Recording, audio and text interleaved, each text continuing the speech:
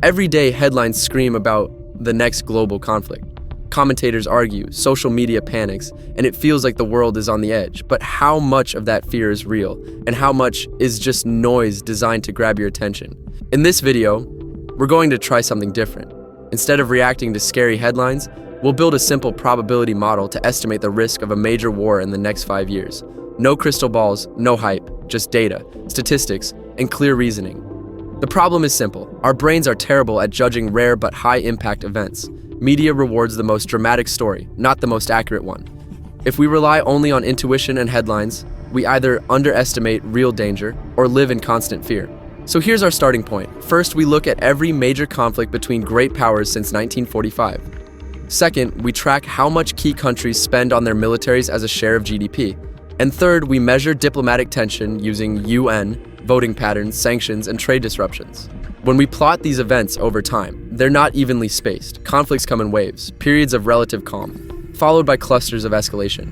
That pattern alone tells us something important. War is not random. It follows conditions we can at least partially quantify. To do that, we use a simple statistical tool called logistic regression. You don't need to know the equations. Think of it as a way to separate years when war happened from years when it didn't, based on how tense and militarized the world was.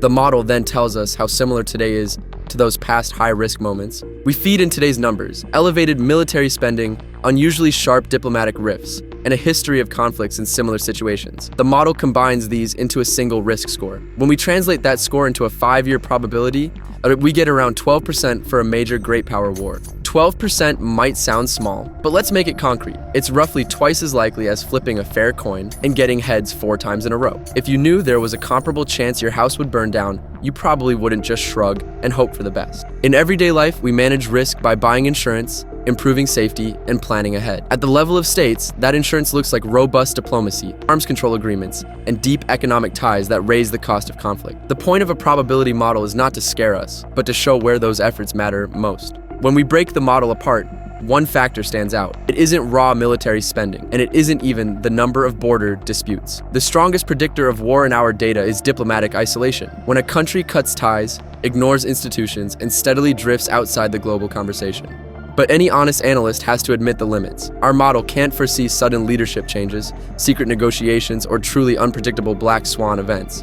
It works on patterns in the data, and history is full of moments that broke every pattern we thought we understood. That's why these numbers should never be used as prophecy. They are tools to inform choices, where to invest in diplomacy, which alliances to strengthen, and when to de-escalate rhetoric. The goal is not to sell fear, but to give citizens and leaders a clearer picture of the stakes. If you want to see exactly how this model works, we've published the full code and data sources in the description. You can check our assumptions, change the inputs, or even build your own version.